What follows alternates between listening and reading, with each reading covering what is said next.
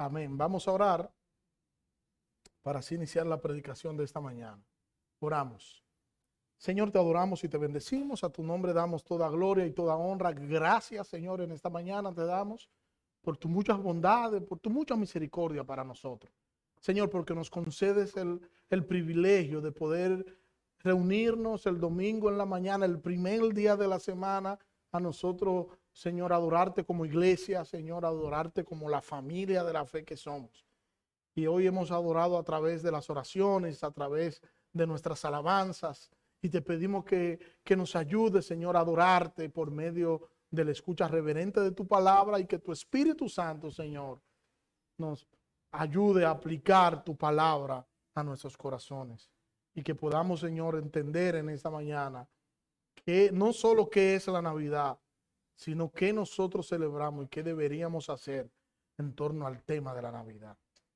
En el nombre de Jesús, Señor. Amén.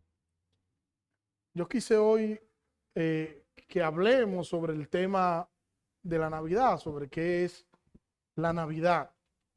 Y de eso vamos a estar, es el tema que vamos a estar tratando en esta mañana. Evangelio de Juan, capítulo 1, versículo 14. Luego vamos a leer otros versículos, pero vamos a leer Juan capítulo 1, versículo 14, dice: y aquel verbo fue hecho carne y habitó entre nosotros y vimos su gloria, gloria como del unigénito del Padre, lleno de gracia y de verdad. Hubo una época donde está registrado que Dios no habló a su pueblo. Y este tiempo es conocido como periodo intertestamentario o periodo del silencio. Y se llama así por lo que acabo ya de decir. Dios no habló o Dios no había hablado al pueblo por medio de la voz profética, por medio de profeta. Fue un tiempo de 400 años de silencio. Y es el tiempo que está entre Malaquías y Mateo. Entre ese tiempo que está Mateo, Malaquías, transcurrieron 400 años. O sea, lo que estoy diciendo es que el último profeta del Antiguo Testamento, que fue Malaquías, y a la aparición de Juan, del Juan el profeta, transcurrieron en ese trayecto, transcurrieron unos 400 años que fueron denominados 400 años de silencio, porque no hubo en esos 400 años palabra profética, no hubo profeta que hablara en nombre de Dios. Dios no habló en ese tiempo, pero en ese tiempo hubo muchas guerras, en ese tiempo hubo muchos acontecimientos que marcaron la humanidad hasta hoy. Era una sociedad intelectual. Fue en ese tiempo donde surgieron hombres como Sócrates. En ese tiempo de esos 400 años surgieron hombres también como Platón, Zenón, Aristóteles. Y era evidente que el mundo iba rumbo hacia una intelectualidad poco común. Brillaba el conocimiento. Y a pesar de que brillaba el conocimiento, aún así se mantenían los problemas esenciales del hombre. Porque el problema del hombre no se resuelve con conocimientos. El problema del hombre tampoco se resuelve con buenas intenciones. El problema del hombre es que el hombre está separado de Dios y para el hombre poder resolver su problema, el hombre tiene que acercarse a Dios. Y ese hombre necesitado busca y buscó resolver su problema buscando soluciones alternas. Buscando cómo llenar eso que había dentro de él, ese vacío que había dentro de él mismo. Y no pudo ni podrá satisfacerlo fuera de Dios. No podrá ni puede hacerlo.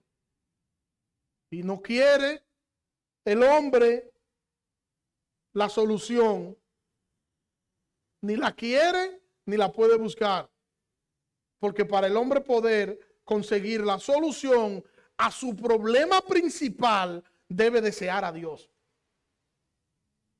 Y esto solo ocurre en el hombre cuando el hombre es despertado por el Espíritu Santo a la verdad divina. Y cuando esto pasa, entonces el hombre reconoce su condición pecaminosa. Cuando esto pasa, entonces el hombre se vuelve a Cristo y el mundo pasa a ser un segundo plano en la vida de este hombre ahora.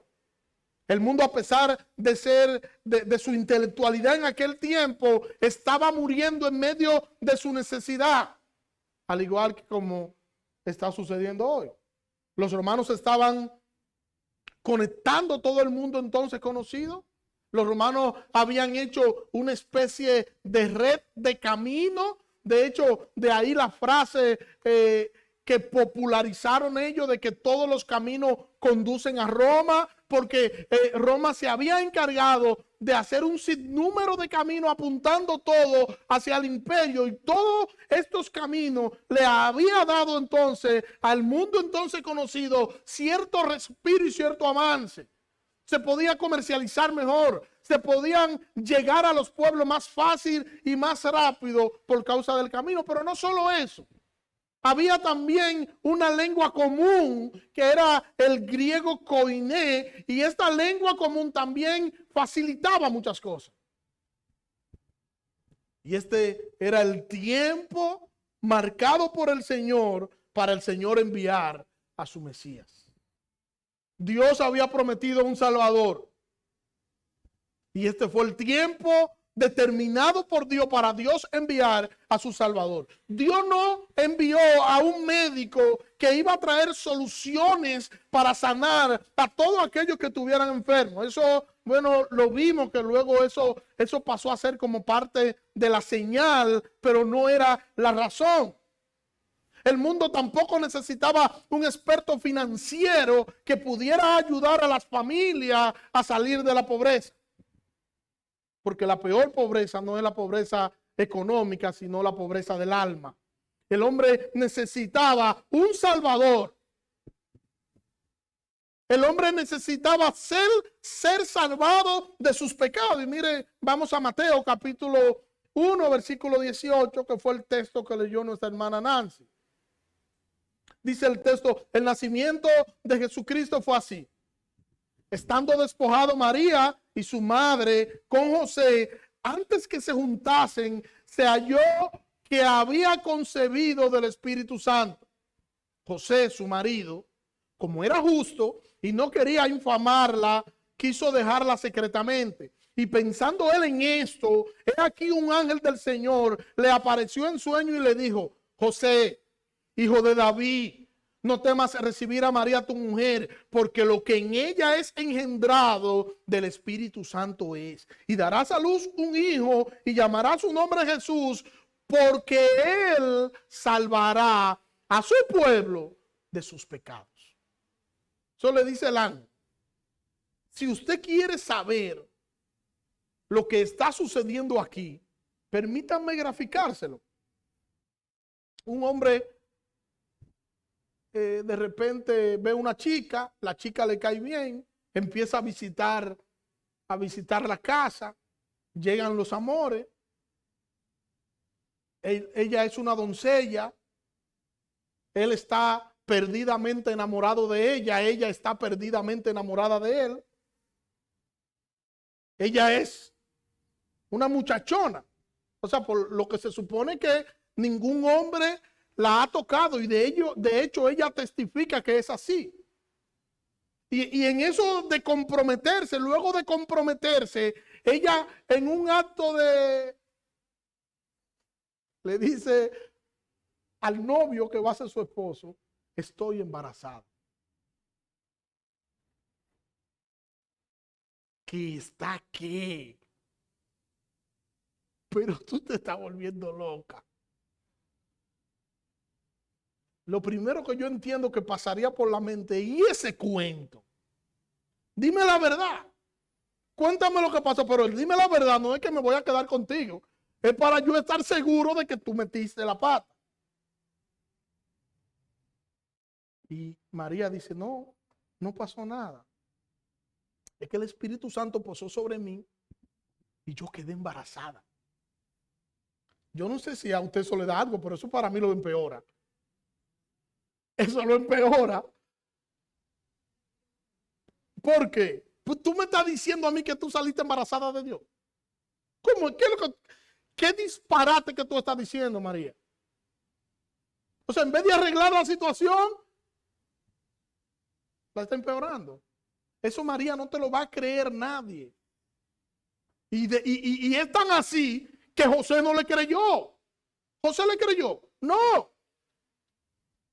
Él resolvió dejar a su mujer en secreto.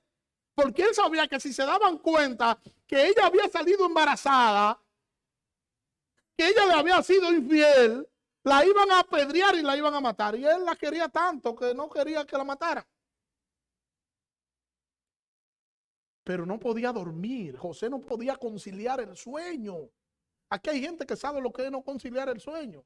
Que tú te levantas a las 2 de la mañana y tú cierras los ojos y cuando lo abres, tú no has dormido nada. Son las 2 y 1 de la mañana y tú dices, pero es que no puedo. Y algo le está martillando en la cabeza a José. Y lo que le está martillando a José, me imagino yo, José, ¿y con quién fue?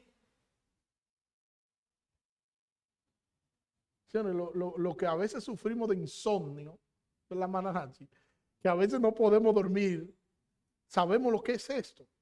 Que entonces, como no podemos dormir, nos enganchamos en algo y nos pasamos la madrugada entera entonces pensando en ese algo. Yo creo que todos nosotros hemos pasado por momentos así de no poder dormir. Todos hemos pasado por eso. Hay gente que le dice, mira, mañana tiene un examen, el examen final es mañana. Y ya no duerme, no puede dormir porque sabe que fue un mal estudiante, que no estudió bien. Y para el colmo, entonces, todo lo que estudió en esa madrugada no sale tampoco en el examen. Es un problema como quiera. Es duro. Y esto está martillando la cabeza de José a tal punto. Oye, es una tortura tan grande la que tiene José con esto, que Dios tiene que mandar un ángel donde él. O sea, yo cuando yo digo, veo eso, y yo comparo las veces que yo no he podido dormir porque estoy preocupado por algo, eso ha sido paja de coco lo mío, porque yo no he visto ningún ángel. A menos que cuando yo he salido del baño y me he visto en el espejo, es el ángel que el Señor ha mandado, pero no estoy seguro. No estoy seguro. Como no estoy seguro, señores, lo que estaba pasando por la mente de José no era nada bueno. Y mientras él está pensando todo esto, mientras su mente se está torturando en medio de todo esto, se le aparece el ángel. Y el ángel es que le da respiro a José. Mire el mismo texto que yo leí, pero la nueva traducción viviente. Oiga cómo dice el texto, que le da como otra cara. Este es el relato de cómo nació Jesús el Mesías. Su madre, María, estaba comprometida para casarse con José, pero antes de que la boda se realizara, mientras todavía era virgen, quedó embarazada mediante el poder del Espíritu Santo. José, su prometido, era un hombre justo y no quiso avergonzarla en público. Por lo tanto, decidió romper el compromiso en privado. Mientras consideraba esta posibilidad, un ángel del Señor se le apareció en un sueño. José, hijo de David, le dijo el ángel, no tengas miedo de recibir a María por esposa, porque el niño que lleva dentro de ella fue concebido por el Espíritu Santo.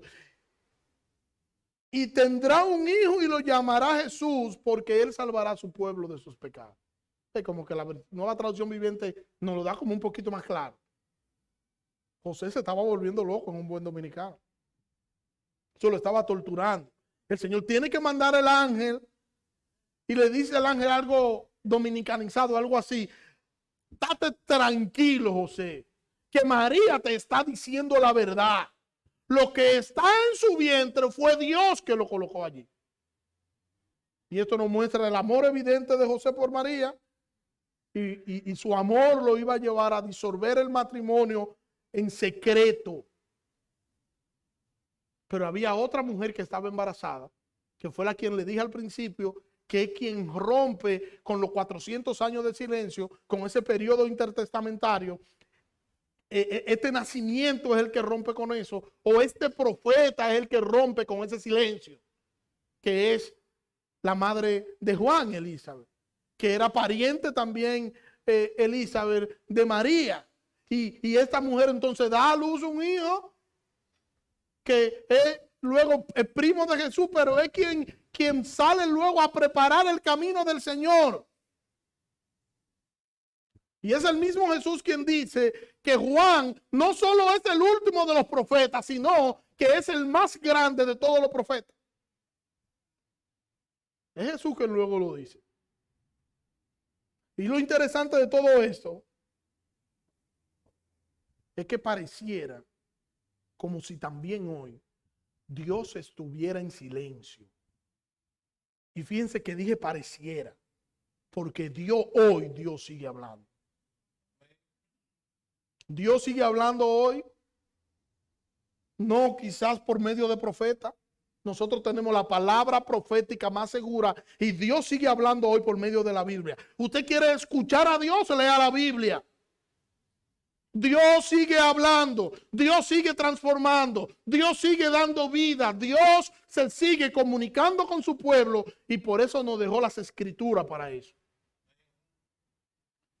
Y en medio de toda esta celebración navideña, en medio de que ya desde octubre, desde mediados de octubre ya la gente empieza a decir que se siente la brisa navideña. Y empiezan a colocar adornos en alusión a lo que es el tiempo de Navidad. Y este tiempo de Navidad es un tiempo de celebración y es un tiempo que debe llevar a los cristianos a reflexionar sobre la encarnación del Hijo de Dios. Debe llevarnos a meditar a nosotros la encarnación de Dios. ¿Qué es la Navidad? Hay gente que comía carne cuando se mordía los labios. Y cuando llegaba la época navideña, era una época bien deseada porque o sea de la casa de uno o sea de los vecinos, pero carne llegaba. La noche antes de la Navidad, que es el 24, lo que se conoce como Nochebuena, era una noche deseada por los muchachos. Y siempre los padres dicen, no, hay que hacer algo para que no se le vayan los ojos allá afuera. Porque a los muchachos hay que tenerlo a raya ahí. Pero algunos dicen, tomando eso en cuenta, dicen que la Navidad tiene que ver con comida. Tiene que ver con regalos. Para los trabajadores, el mejor mes del año es el mes de diciembre, por el sueldo 13. Corríjame si no es así. Para los empresarios, es el mejor tiempo por las tantas ventas. Y sumándole ahora el Black Friday. Para los niños también es un buen tiempo, no solo por lo colorido y por la alegría del mes de diciembre, también por los regalos que se suban a ellos. Ahora, si yo le preguntara a cada uno de ustedes, ¿qué es la Navidad? ¿Cuál sería su respuesta?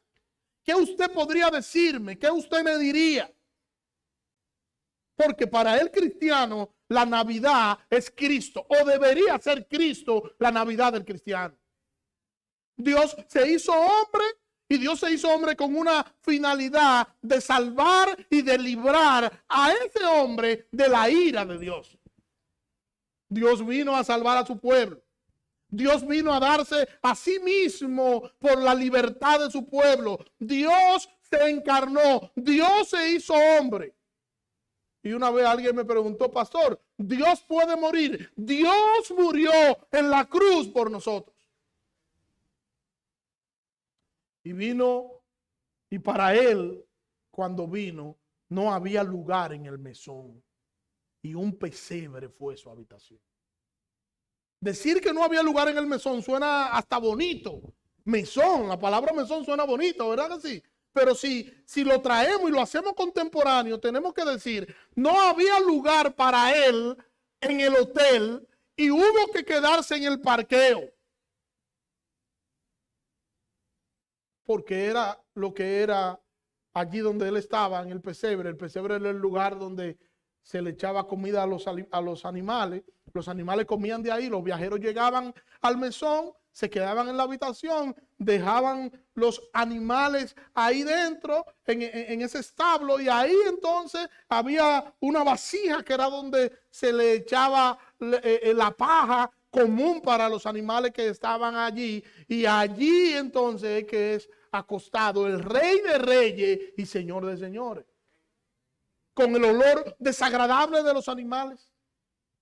Yo no me quiero ni siquiera imaginar el mal olor que había allí, porque esos animales no eran bicochitos que comían, ni era una repostería que tenían.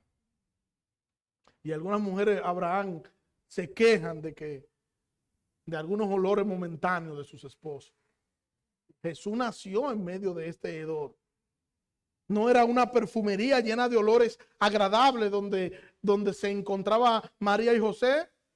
No. No fue así.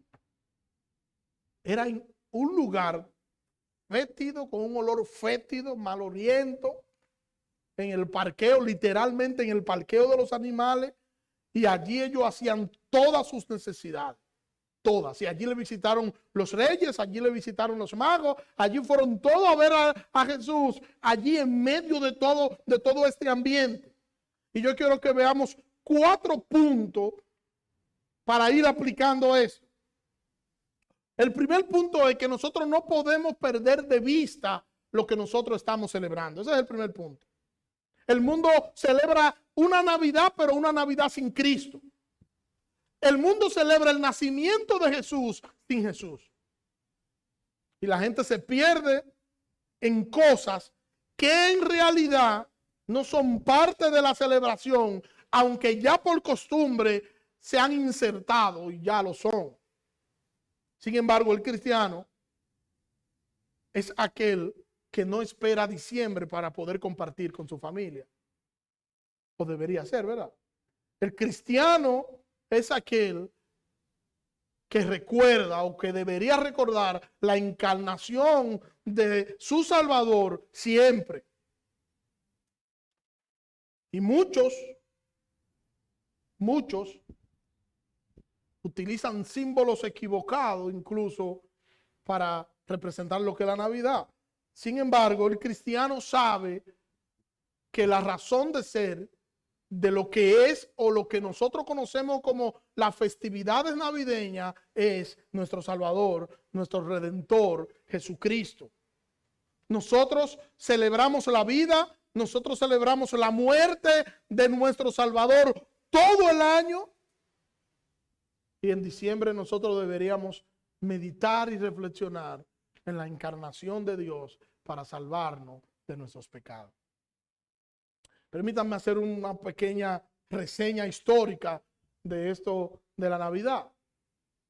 Porque la Navidad está asociada con las fiestas paganas que se celebraban en Roma en honor a Saturno, que era el dios de la agricultura y el dios de la cosecha. Y originalmente estas fiestas se celebraban entre el 17 y 23 de diciembre. Y estas fiestas coincidían con el solsticio de invierno, que era cuando ustedes ven que cuando se va entrando diciembre, llega un momento en que amanece más rápido, ¿no? Se puso claro más. Hubo una vez que nosotros teníamos un presidente que cambió la hora, ¿recuerdan? Y eso fue un caos, porque nosotros no estamos acostumbrados a eso. En otros países lo hacen y funcionan, pero nosotros no teníamos cultura de eso. Es lo que se conoce como el periodo más oscuro del año. Es cuando el sol sale más tarde y se pone más pronto. Y entonces los romanos ordenaban que los agricultores podían finalizar sus trabajos mucho más temprano y que los campesinos y los esclavos podían aplazar el trabajo cotidiano por causa de eso. Y los romanos, al igual que como ocurre hoy en la actualidad, en la Navidad, los romanos visitaban a sus familiares, visitaban amigos, intercambiaban regalos y celebraban grandes banquetes públicos. Y durante estas fiestas, que solo duraban 7 días, los romanos también celebraban el 25 de diciembre una fiesta que era asociada al dios Apolo o al nacimiento del dios Apolo. Y el 25 de diciembre entonces fue considerado como el día del solsticio del invierno, pero los romanos no lo llamaban así, romanos le llamaban la bruma. Y cuando Julio César introduce en su calendario en el año 45 a.C., el 25 de diciembre, entonces debió ubicarse entre el 21 y el 22 de diciembre de nuestro calendario grecorromano. No, gregoriano, perdón. Entonces, de estas fiestas es que se toma la idea de que el 25 de diciembre es la fecha del nacimiento de Jesucristo. Sin embargo, los antecedentes de la Navidad que nosotros encontramos nos dicen que para 325, 320, 353, el Papa Julio I es quien fija esta fecha del 25 de diciembre como la fecha en la que se había de celebrar la Navidad durante la primavera. Y posteriormente, ya para el año 440, el Papa León Magno estableció esta fecha del 25 de diciembre como la fecha de la conmemoración de la Navidad. Y luego, casi un siglo más tarde, en el 529, el emperador Justiniano declara oficialmente esta festividad para el imperio. Pero a pesar de todo eso que estoy diciendo y a pesar de esos orígenes que le he mencionado, y no quiero entrar en otros detalles como el árbol de Navidad, que su origen viene del norte de Europa, a pesar de eso, la iglesia decidió celebrar la encarnación del Hijo de Dios. Y eso es importante. Y nosotros no deberíamos perder de vista ese punto y deberíamos centrar nuestras celebraciones en Cristo. Yo no sé si a usted le ha pasado o si usted ha conocido a alguien que no sabe en qué mes del año nació. Y cogió un mes cualquiera para celebrar su nacimiento. ¿Usted conoce a alguien así? Cuando yo recuerdo, yo tenía como 12 años, algo por ahí, algo más, algo menos. Y yo tenía una acta de nacimiento que me habían buscado en el farolito, allá en el juzgado de paz. Y cuando voy a sacar otra, porque la necesitaba para la escuela, vaya sorpresa, esa era un acta falsificada. No era una acta real. El acta mía no la encontraron en ningún sitio. En ningún sitio. Lo que me decían era que mi papá me había declarado y él había guardado eso, pero mi papá estaba muerto. Entonces yo tuve que declararme, inventarme un año que yo nací, ponerme un mes que yo nací que no sabía cuál era tampoco. Y hice una declaración y me declaré porque yo necesitaba trabajar. Me puse años de más también porque necesitaba trabajar. Y para mí el día 10 de abril es el día que yo nací. Y yo celebro que nací el día 10 de abril. Pudo haber sido en mayo, pudo haber sido en julio, no me interesa. Yo nací el 10 de abril. ¿Por qué le estoy diciendo esto? Le estoy diciendo esto porque algo parecido es lo que está pasando con la celebración de Navidad. Él no nació en diciembre, no importa, pero nosotros en diciembre celebramos la encarnación del Hijo de Dios. Y todavía hay muy cosas que dicen, pastor, ¿y es pecado celebrar la Navidad? como el mundo la celebra, tú la puedes celebrar como el mundo la celebra. Y la Biblia dice, todo me es lícito, pero no todo me conviene. Ahora, de que sea pecado, tampoco vamos a ser tan extremistas, ¿verdad? Y vamos ahora a diabolizar todo. Lo que sí nosotros deberíamos es centrarnos y centrar nuestra celebración en Cristo y nosotros deberíamos entender que Cristo debería ser el énfasis de nuestras celebraciones navideñas, que nosotros estamos celebrando la encarnación del Hijo de Dios y nosotros no deberíamos pasar por alto estas celebraciones para a través de estas celebraciones nosotros predicar a Cristo y hablar de la verdadera historia de la Navidad. Y no que nosotros guardemos silencio cuando una persona alrededor nuestro está mal enfocada en lo que es realmente la Navidad. Podríamos decir que es incluso una oportunidad para nosotros predicarle a Cristo a otra persona. Cuando los pueblos celebran patronales, no sé si ustedes han ido a patronales, los pueblos están contentos, todo el mundo está en fiesta y orgulloso de sus patronales. Cuando los países celebran su independencia, lo hacen también con orgullo. Y cuando los cristianos celebran la Navidad, ¿cómo lo hacen? Mire cómo lo dice Sproul, cito: no puedo pensar en algo más digno de celebrarse que la encarnación del Hijo de Dios. Fin de la cita.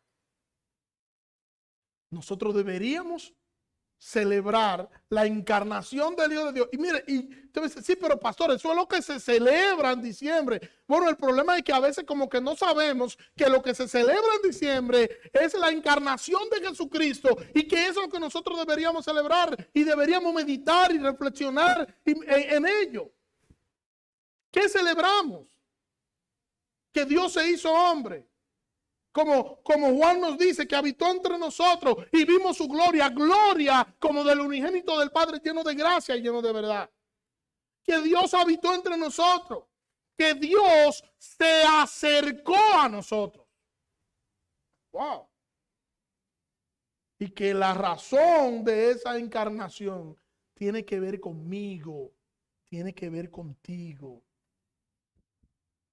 Qué bueno que muchos, aunque no sean creyentes, se pueden unir a celebrar esto. Y para que estén celebrando el día de cualquier cosa, que celebren la Navidad. Ahora, no es el mundo quien debería decirnos a nosotros ni lo que se celebra ni cómo celebrarlo. No es el mundo quien debería trazarnos pauta a nosotros de cómo nosotros celebrar la Navidad, porque nosotros tenemos la palabra de Dios. Nosotros tenemos esta palabra que nos dice y nos enseña todos los acontecimientos previos a lo que fue la encarnación. Y nosotros deberíamos celebrar en grande. Nosotros como cristianos deberíamos celebrar en grande que nuestro Dios, que nuestro Salvador se hizo hombre, que se encarnó, que habitó en este mundo para darnos a nosotros vida eterna. Y meditar y reflexionar en la encarnación. Fue Dios quien se hizo hombre. Dios murió por el hombre. Y ese tiempo debería ser un tiempo usado por los cristianos para reflexionar y meditar en ello. Dios se humilló, como dice de hecho Filipenses, que se humilló hasta lo sumo. Porque hay que hacerse igual que una criatura insignificante. Es una humillación. Es una humillación. Yo no sé si a ustedes les ha pasado que yo a veces voy en el vehículo y voy en un tramo largo y necesito orinar. Y tengo dos opciones, o aguantarme o pararme. Yo a veces digo, oye, ¿por qué que los vehículos no le hacen un baño? Que uno le dé un botón y aparezca y ya. Pero y cuando yo pienso en todas esas complicaciones que uno tiene, usted se levanta en la mañana, el que bebe café toma café, el que no se toma un té, y usted se levanta en la mañana y no se desayuna, y a las 2 usted ve ni mita, como decimos. No, no ve casi, porque el hambre lo está matando. Y tiene que sentarse y comer algo y después. Yo creo que de ahí nace una frase célebre de un profeta que dijo que el mal comido no piensa. Y entonces, usted medita todo eso y lo compara con Dios. Y usted dice que Dios vino y se hizo hombre con todas las limitaciones que tiene un ser humano. No iba en un vehículo, pero quizá en un burrito con deseo de orinar. Le tenía hambre, todas las necesidades. Vivió como uno de nosotros, pero sin pecado. Tenemos que celebrar el nacimiento del Hijo de Dios. Tenemos que celebrar la encarnación de Dios. Y deberíamos meditar en ello para nuestro crecimiento espiritual y así nosotros glorificar el nombre de nuestro Salvador. El Verbo se hizo carne y el Verbo habitó entre nosotros. Dios se hizo carne. Dios habitó en nosotros como uno de nosotros. Y punto número 2, tenemos un Dios cercano. Hermano, tenemos un Dios cercano. Podemos celebrar que nosotros tenemos a un Dios cercano, no a un Dios distante que está allá en su trono y desde allá nos envía mensajeros para que nosotros hagamos o dejemos de hacer. No, es un Dios cercano que nos ama y que nos deja ver el destello de su amor en la cruz del Calvario. Por eso el ángel le dice a María, para que se cumpla lo que dijo el profeta. Un niño nos es nacido. ¿Cómo dice? Hijo nos es dado. Principado sobre sus hombros. Y etcétera, etcétera, etcétera. Pero dice, cuando habla de Emmanuel, ¿qué significa? ¿Qué significa Emmanuel? Dios con nosotros. O sea, Dios con nosotros. O sea, no Dios con el cosmos. No, Dios con nosotros. Un Dios cercano. Jesús nació, Jesús creció. Yo cantaba en estos días una canción de que él como carpintero iba al bosque a buscar sus árboles. Y me dijo un tipo ahí. Me dijo, no, él era carpintero, él no era talador. Pero si mi canción dice eso, déjeme quieto. Déjeme tranquilo. Pero Jesús vino, ¿verdad? Aprendió la profesión de José. José era carpintero. Él aprende la profesión de José. Vive como un ser humano común y corriente. Se cansaba, lloraba. No crean en la película que hay por ahí que él desde chiquitico cogía de que un poquito de barro y hacía así y le decía, uy, era una paloma. No crean eso. Él vivió como un niño común y corriente. A él le daban su pela, le quitaban su tablet, ¿verdad? Le quitaban su tablet, le quitaban los celulares. Eso es de haber. Estoy haciendo un paralelismo de aquel tiempo y ahora. Pero todo lo que Jesús le daban su pela, su varita de guayaba para darle su pela. Un niño común y corriente. Él no fue un niño con problemas. Un niño común y corriente. Vino a vivir como uno de nosotros, pero sin pecado. Pero sin pecado. Y nosotros debemos entender que la Navidad se celebra, o nosotros deberíamos celebrar esta encarnación. Y deberíamos celebrar que tenemos a un Dios cercano. Tenemos a un Emmanuel. Un Dios con nosotros. Cuando usted tenga alguna dificultad, recuerde esto. Que Dios se encarnó para estar con nosotros. Tenemos un Dios cercano. ¿Qué tan cercano es el Dios que nosotros tenemos? Vive dentro de nosotros por medio del Espíritu Santo. Y nos dice que ahora nosotros somos morada de Dios. Dios vive en nosotros, somos su morada. Él habita en nosotros. Es un Dios cercano que nos ama. Wow, esto es extraordinario. pensar en la encarnación es extraordinario. Cuando usted esté triste, cuando sienta mucho estrés, cuando sienta que una situación difícil lo va a quebrantar y que puede sucumbir ante ello, piense, usted tiene un Dios cercano que lo socorre y que está con usted ahí. Que le dice, clama a mí y yo te responderé. Tienes un Dios cercano. Un Dios cercano que nos dice que quienes le aman, todas las cosas le ayudan para bien. Tenemos un extraordinario y maravilloso Dios que está en nosotros y que está con nosotros. Punto número 3, tenemos que recordar por qué se celebra. La celebración de la Navidad no es una fiesta pagana, a pesar de lo que yo le mencioné, sino que es una fiesta de la cristiandad. A pesar de que, al igual que yo, al igual de lo que yo le narré de mí ahorita, nadie sabe con seguridad y con certeza cuándo nació Jesús. Nadie lo sabe. Y es interesante que los primeros teólogos identificaban a diciembre como una fecha probable. ¿Entendió? Es probable, no es seguro, probable. Ahí estaba Tertuliano, que era uno de ellos, el mismo Agustín de Hipona, también daba como una fecha probable la fecha de diciembre. Ahora, eso no significa que nosotros no podemos celebrar el evento. Dígame a mí en abril, el día 10 de abril, de que no celebre tu nacimiento. ¿Cómo que no? Yo nací en abril, pero que en realidad tú no sabes exactamente si fue abril o no fue abril. Eso no son problemas suyos. Yo celebro en abril que yo nací. ¿Me entendió? Y lo que nosotros celebramos no es cualquier cosa. Nosotros celebramos la encarnación de Dios.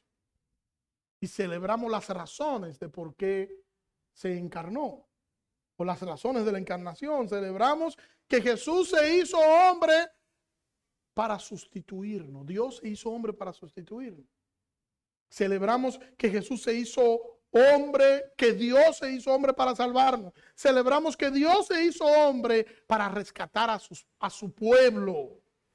Mire cómo dice Pablo, el apóstol Pablo, en la primera carta a los Corintios, capítulo 1, versículo 15. Palabra fiel y digna de ser aceptada por todos. Cristo Jesús vino al mundo para salvar a los pecadores, entre los cuales yo soy el primero. Hay gente que cree que Cristo vino al mundo para guiarme a que yo sea una persona próspera. O Cristo vino al mundo para que yo no padezca ningún tipo de enfermedad. Cristo vino al mundo para salvarnos de nuestros pecados. Y Cristo vino al mundo para librarnos de la ira de Dios. Dios murió por su pueblo, para librar a su pueblo de la ira de Dios. Parece como un trabalengua, pero no lo es. Punto número 4. Número 4. Tenemos que recordar quiénes celebran la Navidad. Si ya yo dije que la Navidad es una fiesta cristiana, la Navidad es una celebración cristiana, no es una celebración del solsticio de invierno, tampoco es una celebración de la familia, tampoco es una celebración a la comida, no es tampoco un pretexto para nosotros comer cerdo asado. No, el propósito de la Navidad es recordar la encarnación de Jesucristo. El propósito es que nosotros deberíamos apartar tiempo para nosotros recordar de manera especial la encarnación de Jesús. Y para nosotros recordar aquella familia que cuando llegó al mesón no había lugar para ellos. Y el Hijo de Dios estaba en el vientre de aquella mujer. Nosotros deberíamos meditar y pensar en todos los eventos que transcurrieron en esos días. Esos eventos que cambiaron la historia de la humanidad y cambiaron también nuestras vidas. La Navidad debería ser para el cristiano un tiempo de reflexión, un tiempo de meditar, donde nosotros podamos recordar la encarnación de nuestro Salvador y nosotros entender que nosotros tenemos a un Dios cercano. Dios está con nosotros. Y si Dios está con nosotros, ¿quién contra nosotros? Si Él no escatimó a su propio Hijo, sino que lo entregó por nosotros. ¿Quién nos separará del amor de Cristo? Tribulación, angustia, persecución, hambre, peligro, espada. Pablo dice, ante todas estas cosas somos más que vencedores por medio de aquel que nos amó. Por lo cual estoy seguro de que ni la muerte, ni la vida, ni ángeles, ni principados, ni potestades, ni lo presente, ni lo porvenir, ni lo creado, nada podrá separarnos del amor de Dios que es en Cristo Jesús, Señor nuestro. Tenemos a un Dios cercano. Y lo menos que nosotros podemos hacer es, en este tiempo donde se celebra la encarnación, o donde nosotros deberíamos celebrar la encarnación, lo menos que nosotros podemos hacer es meditar en esa encarnación, en los hechos de la encarnación y en cómo nos ha afectado a nosotros y ha afectado al mundo y cómo Dios se ha acercado a nosotros. Y hoy somos su morada y hoy Dios vive dentro de nosotros. Que el Señor nos ayude a que nosotros podamos como cristianos celebrar realmente lo que es la Navidad, que es la encarnación del Hijo de Dios. Oremos. Señor, gracias. Gracias por tu palabra, Señor. Gracias porque tú nos ayudas a recordar, a meditar, a reflexionar en todos estos acontecimientos que tú nos has dejado en tu palabra, Dios. Y ayúdanos, Señor, a que nosotros podamos abrir nuestros corazones en este tiempo y que ese abrir nuestros corazones nos lleve a meditar en la encarnación del Hijo de Dios. Ayúdanos a entender, Señor, cuán cerca tú estás de nosotros. Y ayúdanos a entender eso, Señor, en medio de la noche turbulenta en la que nosotros pudiéramos estar viviendo, en medio de la crisis, en medio de cualquier situación, que nosotros podamos entender que contamos contigo porque tú eres un Dios cercano. Perdona nuestros pecados, Señor. Y ayúdanos, Señor, a hacer tu voluntad. En el nombre de Jesús. Amén. Vamos para abajo, ¿verdad? Bajamos al primer piso.